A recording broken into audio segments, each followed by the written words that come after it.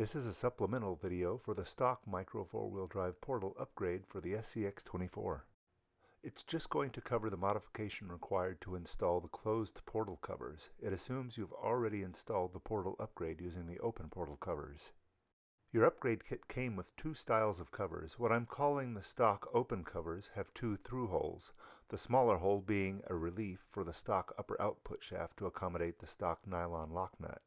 The other cover was designed to keep dirt and debris from entering the portal gearing, but requires a modification to the stock output shaft which may prevent users from reverting back to the stock non-portal setup.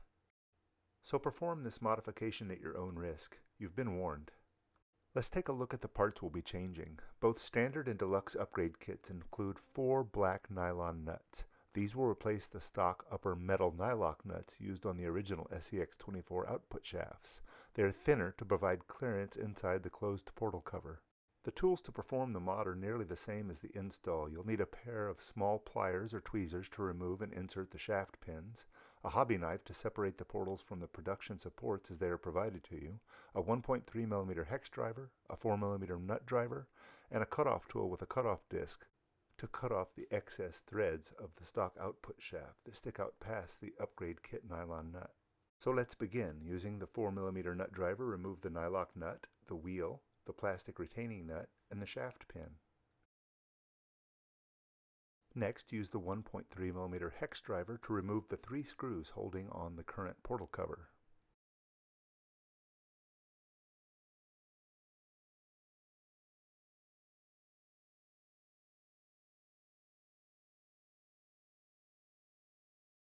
Then remove the portal cover and set it aside.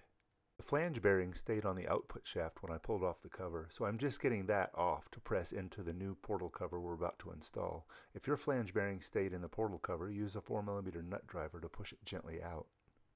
And use the nut driver again to press the flange bearing into the new cover.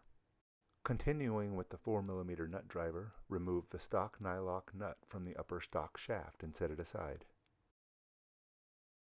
Now temporarily replace it with the supplied plastic nylon nut.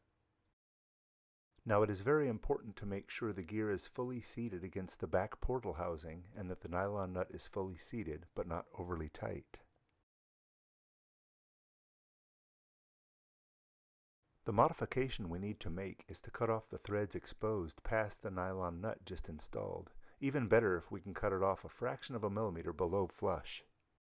We want the nylon nut to rub in the closed upper journal of the new portal cover. If any threads stick out, it could overheat the plastic, causing damage.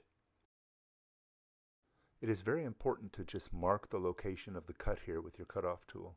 If you attempt to completely cut off the excess now, you will overheat the shaft and possibly melt the plastic nut, so only make a nick in the shaft.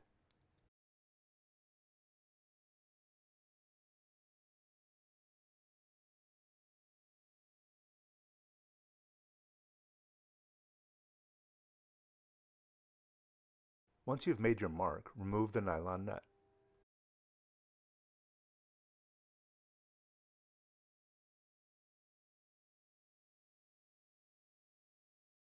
Now we can safely continue to cut the shaft at the location we just marked, or just slightly inside of the mark so that the metal shaft is below flush when the nylon nut is reinstalled.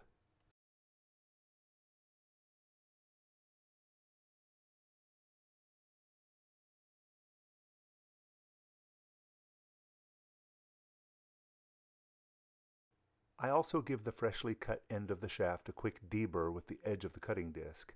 I guess it doesn't really matter for a nylon nut, but it helps with the thread starting on metal nuts.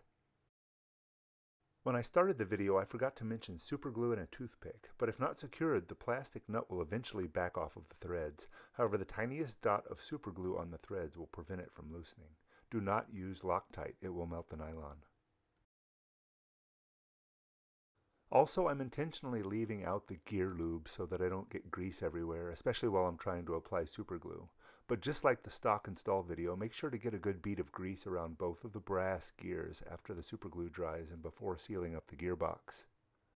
Now I've just put a little puddle of superglue on a notepad and I'm getting a drop on the end of a toothpick. Dab on the superglue on the ends of the threads.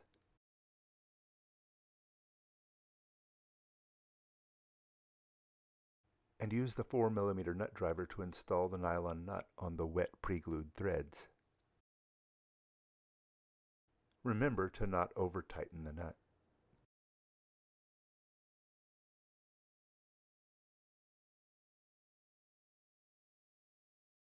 Here we can see the shaft is just slightly below flush with the nylon nut. This is what you're aiming for.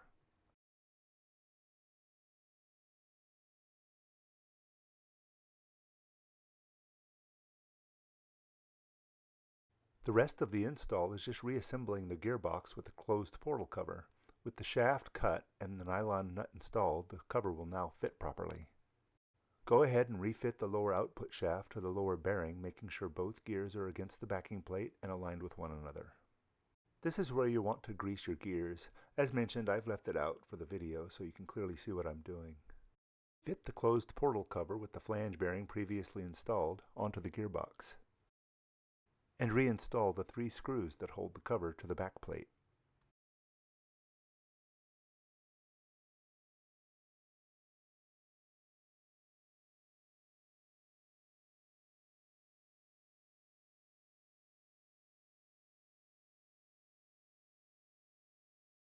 Use your pliers to reinsert the shaft pin to the output shaft.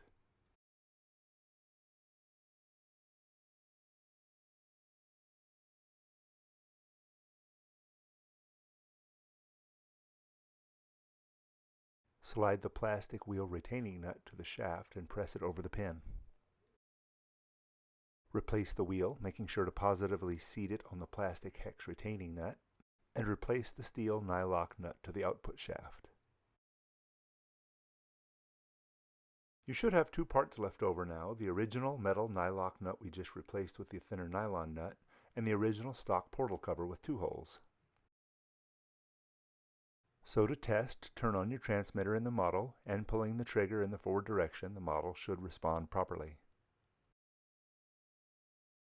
The modification of the front shaft is identical to the rear, so I'm not going to perform it here. Just follow these instructions for the other 3 wheels to complete the closed cover mod.